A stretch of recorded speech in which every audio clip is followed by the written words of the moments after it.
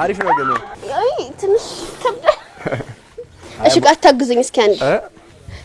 በስማ እንዴት አየሽው አራተኝ ዲሰርታችሁ ስንት ነው የሚገኘው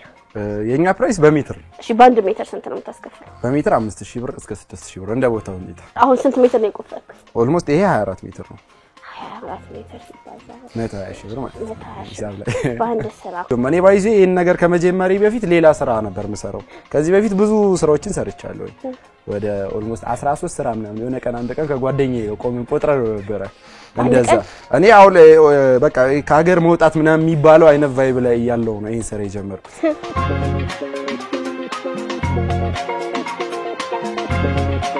ግን የከርሰ ምድር ውሃ ነው